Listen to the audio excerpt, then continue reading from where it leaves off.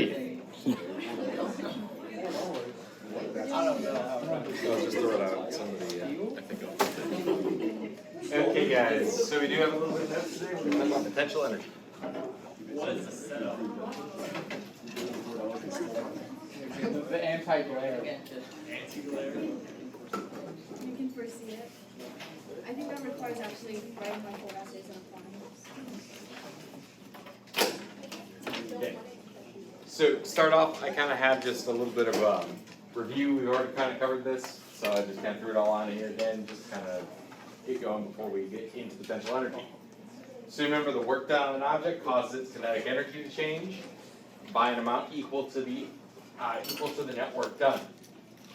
If the force doing work is constant, we can calculate the work done by using work equals force times displacement. Or if that force is at an angle, it would be cosine beta. Now, if the force is not constant, we can either calculate the work done by computing the definite integral of the force with respect to the position, or by finding the area under a force displacement graph.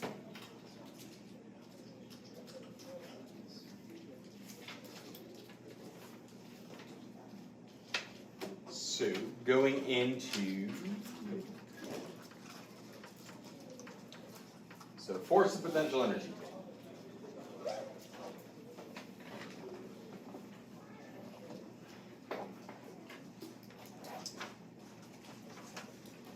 Okay, so first we want to talk about conservative forces. So when we mention anything about a conservative force, this is a force with the property that the amount of work it does on an object as it's moved from one position to another is independent of the path the object is moved along. So we don't care how we move the object. We don't care what path it followed to get to its final destination. All we care about is the starting position and the final position. We don't care what it did as it was trying to get there. We just care about that it got there. So what does that sound like? Displacement. Displacement. But displacement's not a force. So now when we start talking about forces that act similar to how displacement is, we call it conservative forces. So another way to think of this is the work done by a conservative force only depends on the final displacement. And gravity is one of the most common and the most well-known. Because it doesn't matter if it fell at an angle, if it fell straight down, if it fell a little bit, then went back up, then back down. It doesn't matter. It's still a conservative force. The amount of work on it as it moves is independent of the path that it took to get there.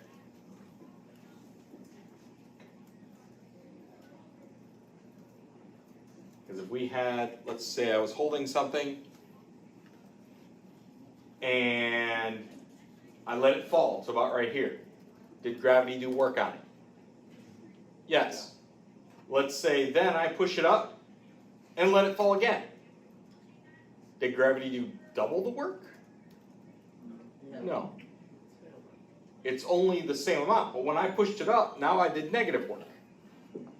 So it only matters on the initial position and the final position. So it started here, ended here. It didn't matter how many times it did it.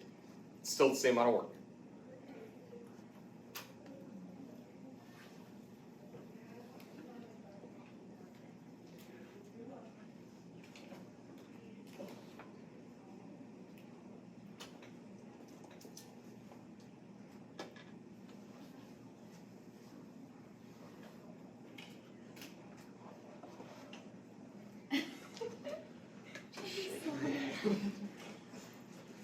Anyway, next he's going to figure out a way to attach it to the ceiling.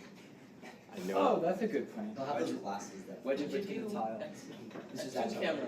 One camera over there, one camera over there, one camera over Make a You 3D. should get a Yeah. GoPro so you And can then see everywhere you go. And then we can make like a VR video thingy. You should set up a system of Like a 3D. mirrors. Do like the 360 camera. Make it 40, so like make sure you get the temperature Well, and everything. The thing is, there's so much glare because there's not screen, it's just the hyper. Yeah, like Smell of it.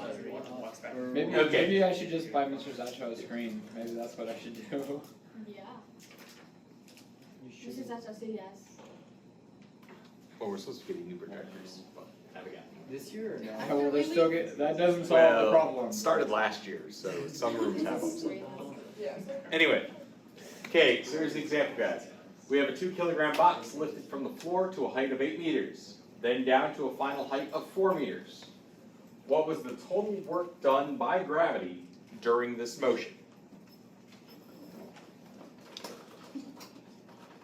So, it's lifted to 8 meters, then it gets dropped down to 4 meters. So first, let's figure out how much work it took to go from the ground to 8 meters. So since gravity is downwards, we're going to have negative work. And so we're going to have the force of gravity times our displacement.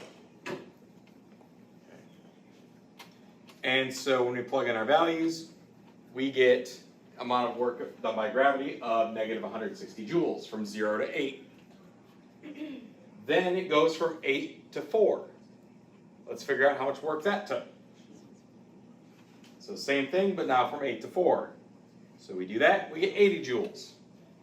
Which means the total work done by gravity is the negative 160 plus 80. So our total work done is negative 80 joules. Since we know that gravity is a conservative force, should we have just used the displacement? That's how I'm proving it. Oh, my bad. So like that's a lot of work to do. We don't want to do that. That's too much work. So gravity is a conservative force. Because it's a conservative force, we can think of it as if it was just lifted up to 4 meters from the ground. If we do that, the work done by gravity from 0 to 4, same thing, it's the force of gravity times the displacement. We get negative 80 joules. So we get the same value. And it's only in 3 lines instead of, well, 8. So it's a lot quicker. So it doesn't matter how it got there, we only are concerned with the displacement.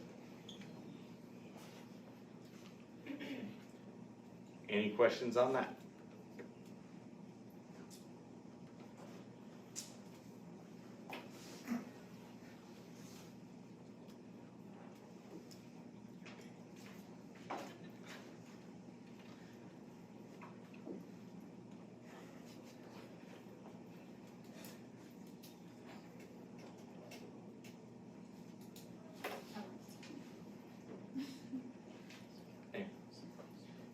Okay, so potential energy. So for any conservative force, we could pick a reference point, and then for each position in space, calculate how much work the force would hypothetically do if the object moved from that position to the reference point. And so we call this hypothetical amount of work the potential energy of the system in which the force is present. Now, you might remember in AP1, we had some of those questions where we'd say, okay, maybe the top of the cliff was our reference. So top of the cliff was 0, which means the ground would be like negative 20. So what is your change of potential energy? Well, you're going from 0 to negative 20. But we could also flip it. We could say 20 to 0. We'd still get the same magnitude of potential energy, but we get a different sign on it. So we can choose our reference point. Being able to choose that reference point is kind of, you can think of it as, it's a property of a conservative force because we only are concerned with displacement. So as long as the object fell off that cliff 20 meters, it doesn't care if you started at 20 and ended at 0, or if you started at 0 and ended at negative 20. It could be 30 and 10 if you want. Doesn't matter. The displacement is still 20. That's all that matters for conservative forces. And so that's kind of where potential energy now kicks in, because we're able to do that.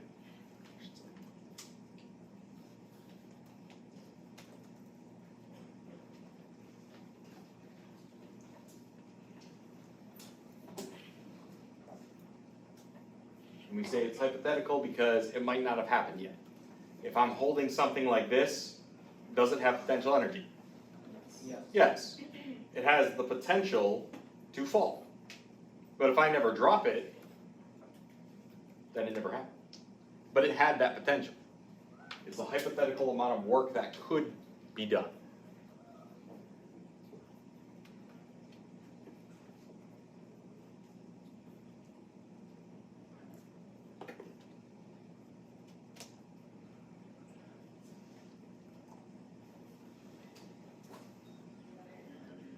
Okay, so units. We know the units for any kind of energy are going to be in joules, so the same thing for potential energy. The symbol for potential energy is usually a U, a capital U, or PE. Sometimes some of the newer textbooks, for some reason, they switch over to V, but no, I've never been able to find a reason for it. Like, I've asked on like AP Physics teacher forums and stuff, and everybody's just kind of like, yeah, it's what the textbook publishers just wanted to go with. It's like, okay, that makes no sense, but whatever. Don't you know the potential energy? Well, I was thinking it was more along the lines of, you know, they didn't change anything that year, so they decided they had to change something to be able to sell new copies. That's what I was thinking, but, you know. So, if you take physics in college, which most of you probably will, you'll probably start seeing it as a V for some reason, but still, it's just still potential energy. So we typically specify the force potential energy belongs using a subscript, so UG for the potential energy of gravity, or US for the potential energy of a spring.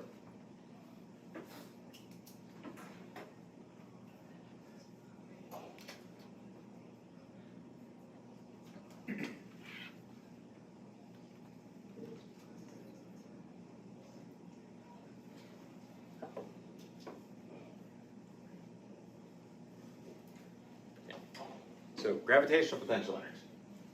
So what was gravitational potential energy equation? MGH, we already remember that. So my example here, if we hold the pebble above the ground at different heights, we can calculate how much work the force of gravity would do if the pebble moved from a particular height to the ground. So that amount of work would be MGH. And so we can say that the Earth pebble system has a gravitational potential energy equal to MGH.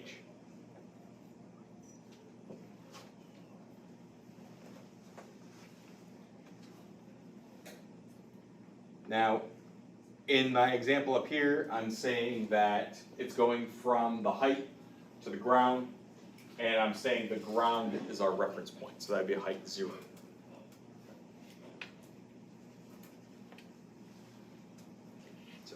MGH, nothing new.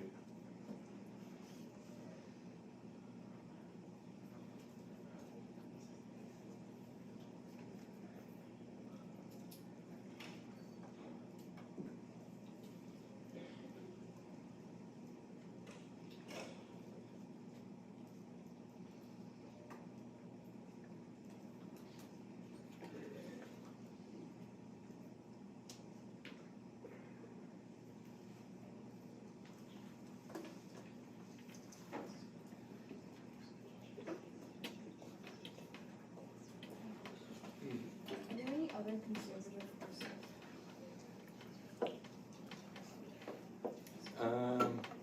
Almost all potential energy is conservative. Because it doesn't matter, like, you can think of like a spring. It could oscillate 20 times, but it doesn't matter. We only care about where it started and where it ended. So basically, all potential energy would be. I can't think of one that wouldn't be. Yeah. We're not dealing with fluids in physics C. We're not, we can still talk about it. Fluids are fun. Fun fluids. I don't like. I'd say, so you could think of buoyancy would be if it's still moving. So like if something goes below the water and you let it go, if it was still moving up, then it would be, but once it reaches the top, now it's not changing anymore. If you label this unproductive questioning, I will find it. I feel like you. Okay, so some important concepts. So the amount of potential energy in a system is based purely on what you choose as your reference point to be, and therefore arbitrary. So the amount of potential energy in the system is based on where your reference point is.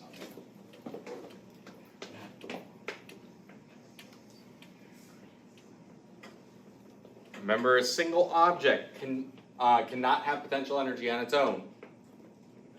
So for an example, if I were to drop a pebble, the only reason why it has potential energy is because it's getting that energy from gravity. So that would be the Earth pebble system. So a single object cannot have potential energy. But can a single object have kinetic energy? Yes. Yes. Yes.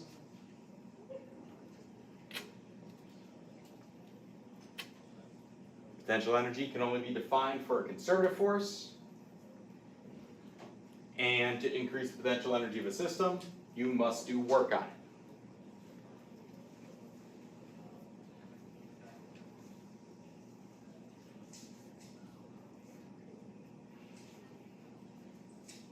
So if something is moving along the floor, if we want it to go faster, we want it to gain energy. So how do we give it energy? We have to do work on it. So we have to apply a force. So we're external to the system, so we are applying a force, which is then adding energy to the system. Whenever like we speed up a ball, are we increasing the potential energy? Or is that? So like, you're saying like when you throw it? No, I'm saying like you had the example, you roll a ball, and if you want it to speed up, we have to do work on it to speed it up. Yeah, so like a ball can be rolling across the floor. Okay. And it's gonna have a certain kinetic energy because it's moving. Mm-hmm. And if I walk up to it as it's rolling and then give it a kick, Yeah. I put energy into the system because I'm not part of the ball or system. Yeah. And so since I added energy, I did work on the ball. Are you increasing potential energy or do that? You could be if it's like rolling across like a table, or if it's about to like go off of an edge, because if it's just on like, if it's on the ground, your height's 0. I guess I'm just confused of what do you mean when we say to increase the potential energy of the system, you have to do work on it. So like, Like this just in general, to increase the energy of a system, you have to do work. That's kind of what it's saying, but with potential energy, it's more like, if I'm holding this like this, it has potential energy. But if I want it to have more potential energy, I have to do something to it. So if I raise it up, I did work. Okay. Now we know with kinetic energy, if we kick the ball, we're adding more velocity. So we're actually doing work as well. And then if it were to fall off a cliff, well, now we added more potential indirectly. Okay. Yeah. Have you ever seen those videos where people will like break a board with their fist? And you're more likely to break the thicker ones more easily if you wait and then flick your hand forward. Does that make sense? It's How like, does- Please develop the one punch.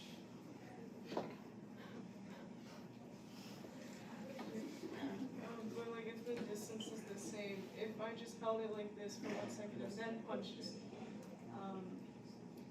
assuming that I'm trying to make it go at the same speed as compared to if I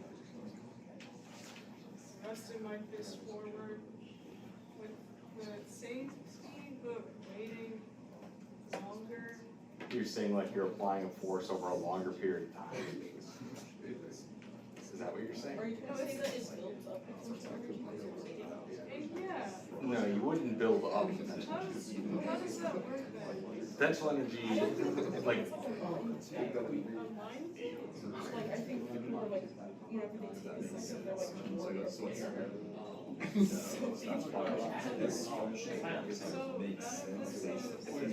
Yeah, like that's just, I mean, they would punch the board the same way every time, but the reason why they wait is because they have to like use their, like, remember muscle memory wise, like how they need to move their hand to be able to do it. Cause if they don't move their, like, make a fist a certain way, it's not gonna break. Okay,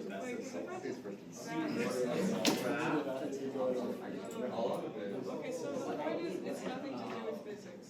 And all about like driving power. I mean, it is about the power and the boards itself.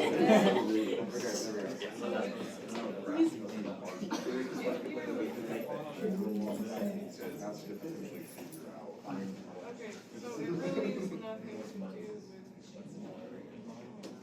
with. Time wouldn't be anything. Sorry. Not something just apart and then and then put another really strong hand accelerating towards the ground. How will the magnet, the other magnet do on the magnet part? Yes, then we have magnetic potential energy. How does that work? But that's next semester. Oh, Okay, so the usefulness. So potential energy is useful if an object is moving solely under the influence of the force for which that potential energy is defined. So for example, gravity. So in this case, any change in potential energy will equal the change in the object's kinetic energy. So our change in potential is equal to our change in kinetic. Remember, it's equal and opposite.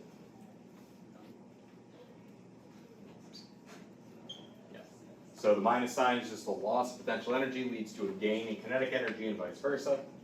So falling apple is losing gravitational potential energy, but it's gaining kinetic energy.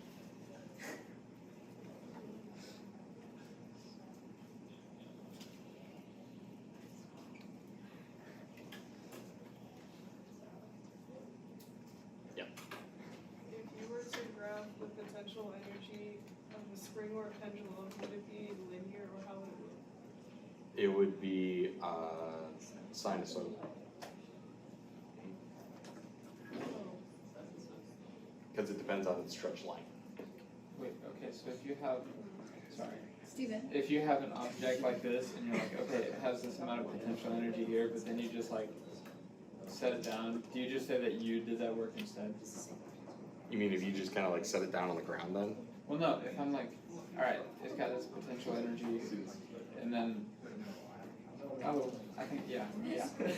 You're right. Questioning. unproductive questions. Steven, something in unproductive questions. Hey, I'm not saying, can you define this in a matrix? Shut up. Like off is like on. Ah. Is it other related?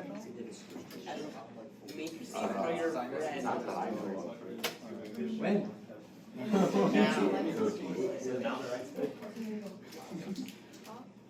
Okay. So an example. We have a 2 kilogram ball. It's released from a height of 10 meters above the ground. How fast will the ball be traveling after it has fallen 4 meters?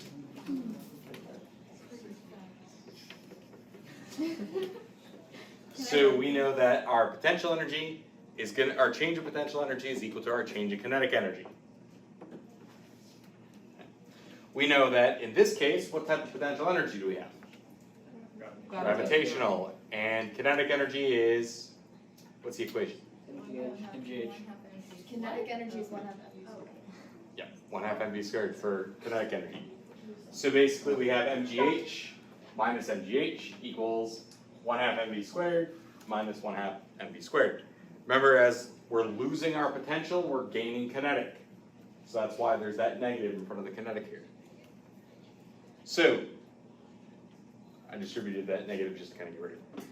Once we have that, we also know that in each of these terms there is a mass. So what does that mean? Cancels out, which also means in general the mass is irrelevant. It doesn't matter. Because we know 2 objects that fall by free fall, their mass does not matter. So we can plug in our values and we're gonna solve for our final velocity here. The initial velocity was 0. Our height went from 10 to 4. So that means our final, it's fallen 4 meters, so our height went from 10 to 6. So we ended up at 6, and it started at 10.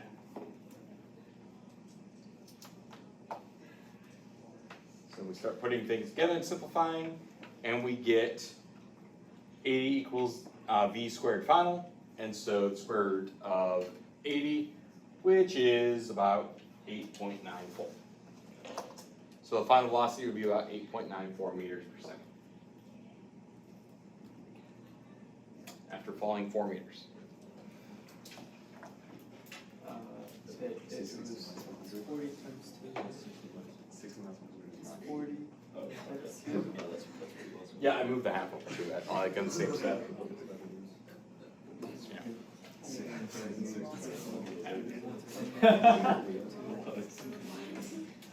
Like I have made mistakes like that before. Usually I catch that. It's -4 times -2. Okay. Maybe. No, don't worry, I'm there. Yeah. He's on the right track at least. He's not there yet. Okay, so just about all this that I kind of went over today, other than the conservative forces, so far is just from AP1. What do you mean so far? Yep. Is what I've done. Another slide. Relationship between force and potential energy.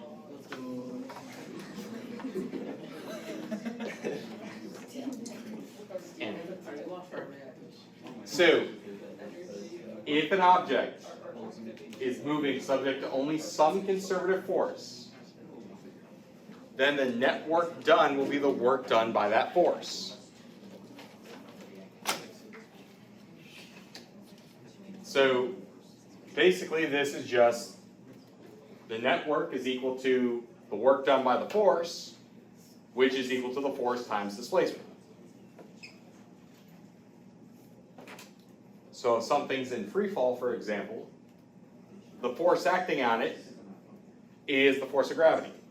So that means the net work done on it is equal to the force of gravity times how far it fell. Because there's nothing else doing work on it.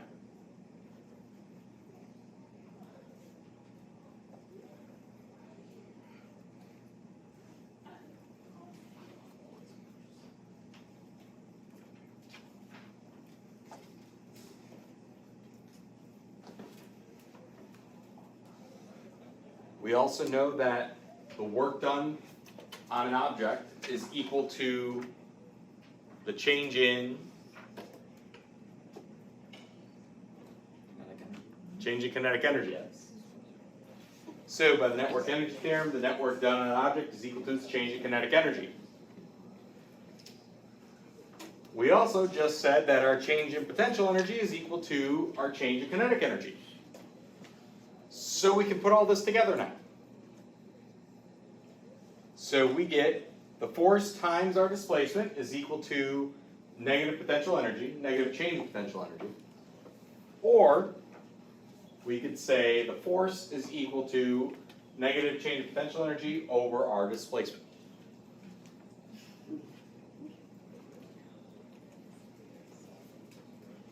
So all we're saying here is we know that work is equal to change in kinetic energy. Work is also equal to force times displacement. So we can say, oh, we also know that kinetic energy, change in kinetic energy is equal to change in potential energy. So we're going to put all those ideas together. So we have our force times displacement is equal to our change in potential energy. And then if we rearrange that a little bit, basically multiply by our displacement, we get our change in potential is equal, or change in potential over our displacement is equal to our force. Get a little tongue tied. Put that in matrix. So, you can't put that in matrix, do it one by one. You had to start it. So overall, it's just always work is change in energy. Yep. whether it be potential or kinetic. Because we know all the potential can become all kinetic. This would work with 2D motion, right? Since there's a like vertical and horizontal. Have they ever used the letter O as a variable in physics? That has nothing to do with it. I feel like it's a constant or something, I can't think of it. What would be? Well, ohms would be omega. Oh, we do have omega, right?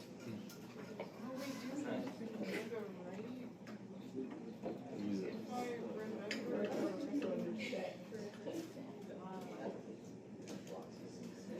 I want to say, I feel like it's something in optics. Oh, so there is an O?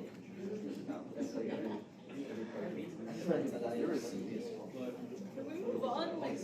No. Well, there was a root already. Supposing it's equal to the changing kinetic energy, and since changing energy is equal to negative kinetic energy, then we're saying that force times that x is also equal to delta E, negative delta U. Because we're just repeating it, but just showing it in a different way, right? Yeah, we're just combining those ideas I together. low-key forgot. But I Now in can AP1, find it now we without did this, but we weren't, So- we didn't like lay it out like this. We did one, then I'm did doing the better next, than and all did the of y'all next. right now. So now we're like, yeah, we can put it all together actually. So, Pull up what's in front of you. okay, I do have some so here's the problem. unrelated. If we have a non-constant force, what do we do? Integral. We gotta do calculus. So, here's the thing. We know that for a constant force is equal to our change of potential, or negative change of potential over our displacement. So if it's not a constant force, then we're gonna take the derivative of the potential over the displacement.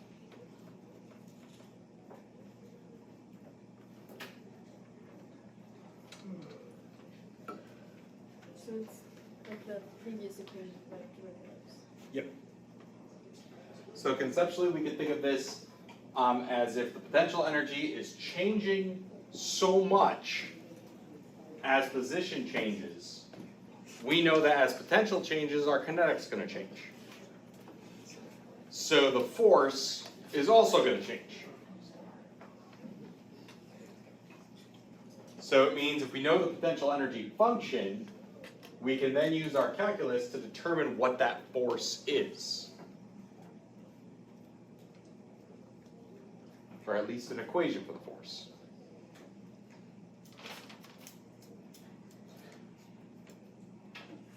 Steven, Can you put it in a matrix?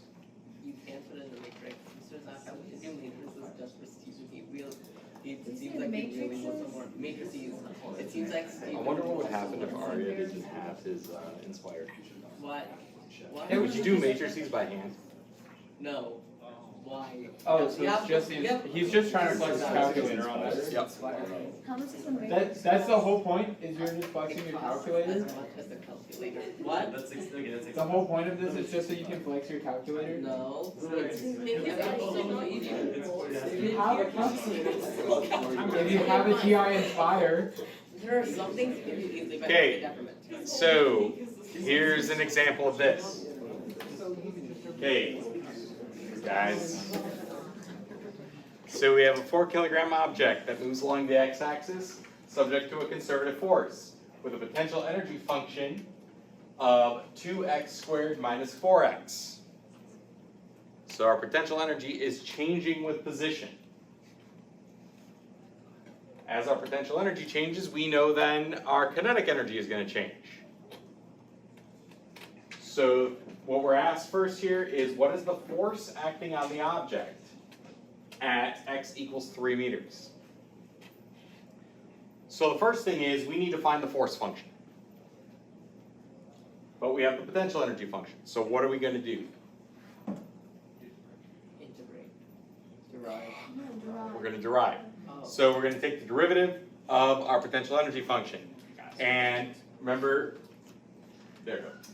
It would be negative, so it's 2x squared minus 4x, so we get, it's 4x minus 4, but this whole thing has a negative in front of it, so you distribute the negative. So we get negative 4x plus 4. So take the derivative and then basically multiply it by negative 1. And so this is our force function.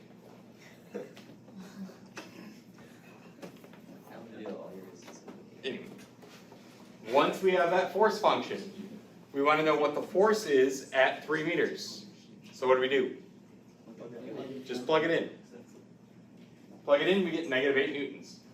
So at 3 meters, we have negative 8 newtons of force being applied.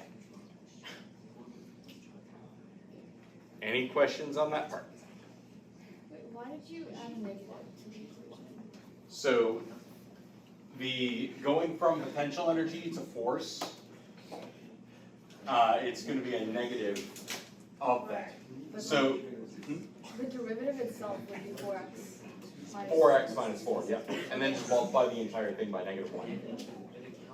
Or you say distribute a negative 1, either way. I just did that at the end, so it's So you got to make sure you do it before you put the 3 in. yeah. Okay, next part here, at what positions or position is the force on the object 0? So what do we need to do here? Set it equal to 0. Set it equal to 0. We already have the force function. Set it equal to 0. Many 3, 1, a of x is equal to 0, x. Set it equal to 0. Move the 4 over to the other side.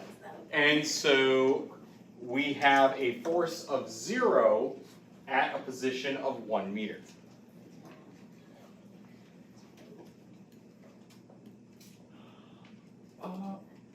Got it. So you take the derivative, multiply it by negative 1 to get it to the force function. Then once we have the force function, if we're looking for whatever the force is at a certain point, we just need to plug that in. But a lot of times they'll also ask, when is the force 0?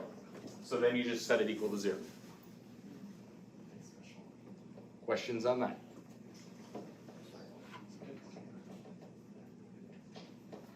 Okay, so we can also have this in graph form. So from the graph of potential energy function, we can tell where the force is 0 and where the force is negative or positive. So because our potential energy is changing, our graphs are going to look something like this.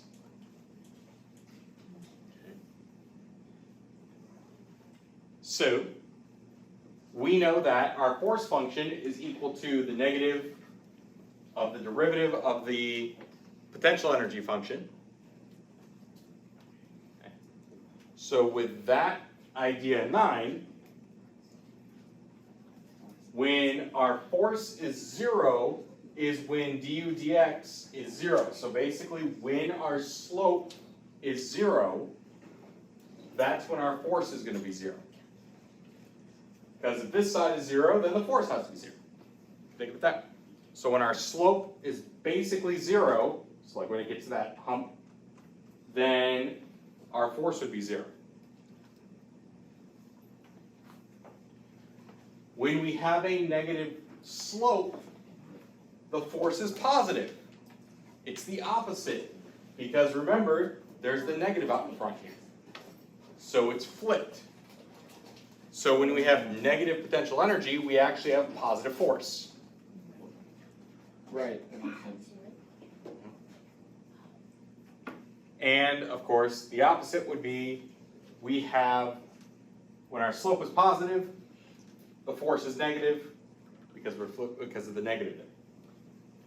So our force is always going to be opposite what the potential is, whatever the slope of the potential is. A lot of times they would ask, if they give you a graph like this, they would say, between what positions is the force positive?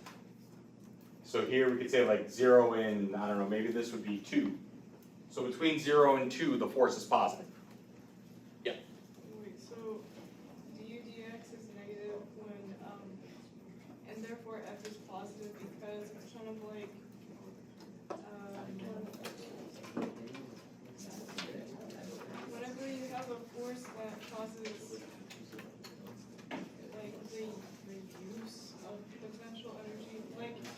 cause something to move, you can Like think? if I had a pendulum and I held it up, that's the potential energy. The force is positive when it goes to the other Once way. it starts moving, yes. And then when it's moving, as the F is positive because it's moving, the potential energy is negative because it's decreasing. Yeah, you're losing your potential and it's changing over to kinetic. So because it's switching, that's why you have this negative. Because you're losing potential, but you're gaining a force. And that force is giving you kinetic energy.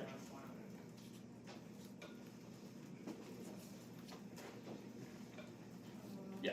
And so would a energy graph just be the negative potential energy graph?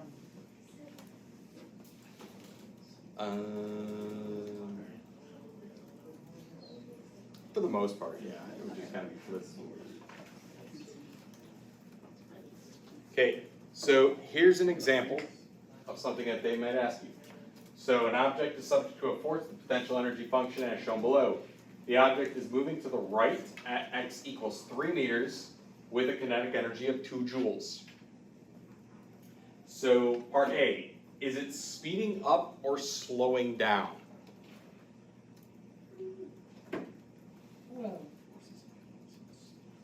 So at x equals 3, so right here, Slow down. it has kinetic energy of 2 joules. It also has potential energy of 2 joules. But it's losing, it's losing, oh no wait, it's going up. I thought it was 0 for a second. It's gaining potential energy. So what does that mean? So it's slowing down. Part B, how much kinetic energy will it have when it reaches x equals 4 meters? So at 4 meters, we have a potential energy of 3. So, And we know at 3, it had kinetic energy of 2 with a potential of 2. So what's the total energy? 4. So how much kinetic energy does it have? 1. can it reach? So I kind of over it. So our total energy is kinetic plus potential. At x equals 3, we would have 2 plus 2, so our total energy has to be 4. So that means 4 equals kinetic energy plus potential. But at that position, we already know we have 3, so that means the kinetic energy would have to be 1. So basically what we just did, I just wrote it out like that. And then the last part, you'll get questions like this sometimes that kind of seem a little weird. Can it reach x equals 5 Well, meters? the rapture does, think. It does. Anyway, so if we were to look at this, well, I'll say it like this. What is our total energy? 4. So it's saying, can it reach 5 meters? So at 5 meters, what's our potential energy at? A little under 4. So that means it has what? Kinetic energy? It has a little bit of kinetic energy. So that means it can reach 4 meters or 5 meters. But let's say the graph went like this. Ooh, of course, blue doesn't work.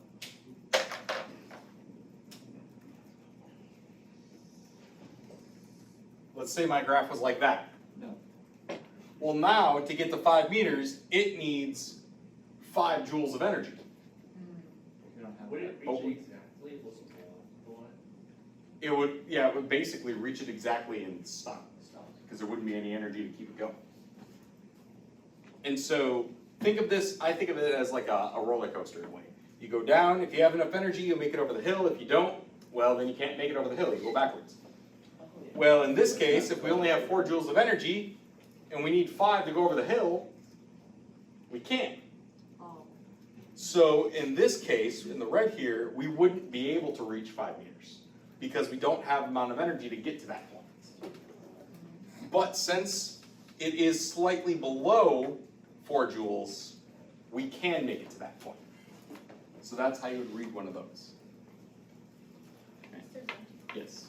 So like before 1 meter, is that not possible? For 1 meter. Or like before it, like 0.5? Yeah, so basically it has to go within this range, like it can't go over here. So it's just gonna kind of go back and forth.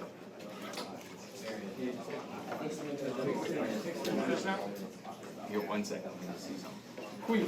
So that actually is the last slide in here. I do have a practice for you guys that's in the OneNote. Tomorrow we do have a quiz. Quiz over what? Quiz over the energy stuff we've covered. Will the quiz be like the practice